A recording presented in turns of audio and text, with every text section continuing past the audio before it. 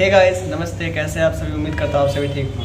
दोस्तों, टेक्निकल रोहन है, मैं रोहन आपका स्वागत करता हूँ। आई होप आप लोग मस्त होंगे।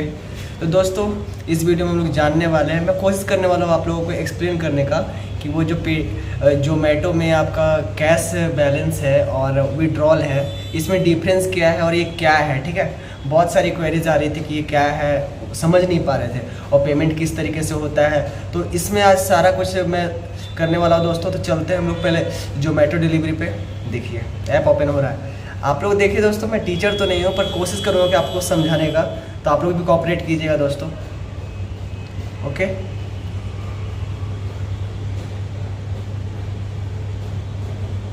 देखो दोस्तों, ये पॉकेट में मैं आ गया।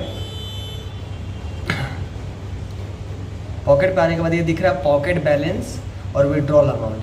तो मैं पॉकेट बैलेंस का पहले एक्सप्लेन कर देता हूँ दोस्तों। पॉकेट बैलेंस के नीचे दिख रहा है आपको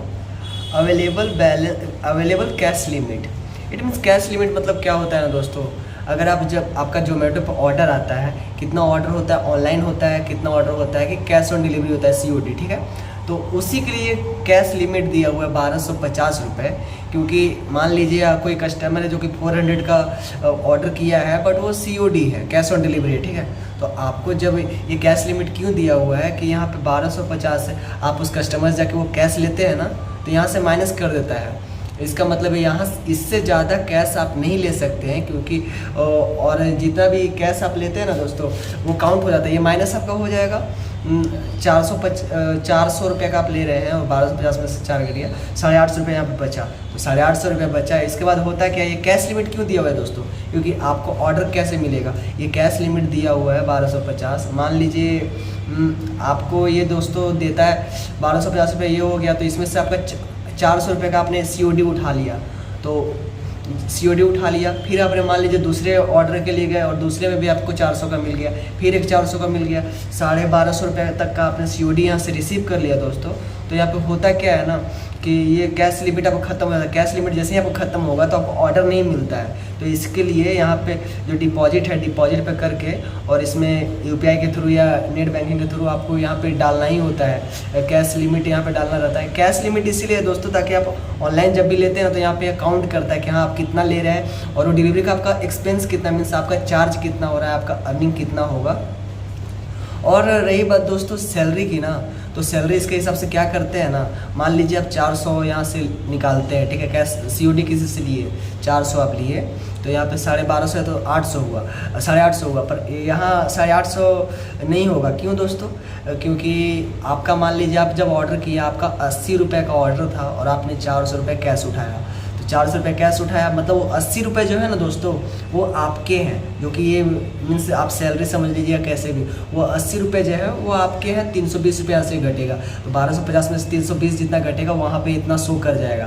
तो इसी में कन्फ्यूजन होता है कि मैंने इतना लिया और इतना यहाँ पे शो क्यों कर रहा है। तो वही होता है दोस्तों कि जितना आप लेते हैं, मान लो आपने 1250 का ले लिया है। ठीक है, 1250 आपने पूरा कैश उठा लिया है और पर आपका यहाँ पे अर्निंग हुआ 1250 कैश उठाने में 400 रुपये। तो यहाँ पे 400 रुपये दिखेगा क्योंकि वो आपका है। पर यहाँ पे वो क्या होता है, सेटलमेंट हो जाता है कि आपने 400 पहले ही इसे दे दिए, वो आपका सैलरी था क्योंकि, तो यहाँ पे सेटलमेंट हो जाता है। तो उसी तरीके से ये सेटलमेंट होता है दोस्तों। और सेटलमेंट के बाद मान लीजिए आपका 1250 है और आपको जितने भी ऑर्डर्स मिल रहे हैं ऑनलाइन मिल रहे हैं। ठीक है, ऑनलाइन मिल रहे हैं। तो ऑनलाइन का होता है क्या है कि यहाँ पे 1250 जो आपका कैश लिमिट है, कैश लिमिट यहाँ पे रहेगा ही। और वो जो आपका जितना भी अर्निंग हो रहा है यहाँ पे आपका शो करेगा पॉकेट लिमिट के बगल में, या फिर विड्रॉल अमाउंट के पास शो करेगा। ठीक है, विड्रॉल अमाउंट के बाद कि हाँ आपने उतना अर्निंग किया है तो आप उसे विड्रॉल भी कर सकते हैं। तो आप विड्रॉल भी कर सकते हैं दोस्तों। अभी मीन्स 300 के प्लस ही विड्रॉल होता है। तो देखिए दोस्तों, कैश लिमिट सबका अलग अलग होता है। 1250 हो गया, किसी का 1500 हो गया। तो बस बेसिकली यही था दोस्तों कि ये जो कैश लिमिट है आपके बेनिफिट के लिए। अगर ये कैश लिमिट नहीं होगा, कैश लिमिट 0 हो जाएगा तो आपको ऑर्डर नहीं मिलता। ये याद रखिएगा, आपको हमेशा डिपॉजिट करते रहना है। और यही था दोस्तों। अगर कुछ भी मीन्स इस तरीके का कोई भी ऐसा इशू आ रहा है दोस्तों, तो आप लोग बताइएगा, मुझे इंस्टाग्राम में मैसेज कर दीजिएगा। मैंने कोशिश किया कि समझाऊँ। आई होप आपको शायद समझ में आया हो, क्योंकि मैं अच्छे से समझा नहीं पा रहा हूँ शायद। तो दोस्तों बस यही है, कैश लिमिट कुछ नहीं है, बस आपका सुविधा के लिए कैश जो भी आता है तो उसमें आप निकाल सकते हो। और ये फिर सेटलमेंट होता है, आपको ये समझना है कि आप 450 यहाँ से निकाल रहे हो, कैश ले रहे हो, तो उसमें से 80 रुपये इसमें से आपका ऐड हो जा रहा है, मतलब 450 यहाँ काउंट नहीं होगा, यहाँ पे 370 रुपये काउंट होगा, 370 रुपये इसमें से माइनस होता है। और वही मतलब सेटलमेंट हो गया, आपको सैलरी भी अब नहीं मिलेगा, इससे 80 रुपये जो बन रहा था आपने ले लिया है तो आपको वो नहीं बनता है। और वहीं रहा बात दोस्तों की इंस्टॉलमेंट पे, आपने मीन्स इंस्टॉलमेंट पे लिया है कि 400 पहले पे किया है ज्वाइनिंग के टाइम पे, तो यहाँ पे वो आपको ज्वाइनिंग देना होता है, पहले यहाँ पे लेना होता है, उससे पहले आप विड्रॉल नहीं कर सकते। यहाँ पे याद रखना है, मान लीजिए आपका 900 अर्निंग हो गया तो वो आप विड्रॉल नहीं कर सकते बिना डिपॉजिट किए हुए, उसका जो मीन्स 400 या 500 जो भी आपका मंथली वीकली हो वो आपको पेमेंट करना होगा पहले आपका एसेसरीज का। ठीक है, आई होप दोस्तों आप लोगों को समझ में आया हो, और समझ में ना आया हो तो मैसेज करो आप लोग मुझे, मैं बताने की कोशिश करूँगा दोस्तों फिर से। चलिए ठीक है दोस्तों, मिलते हैं किसी नेक्स्ट ब्लॉग में, बाय बाय।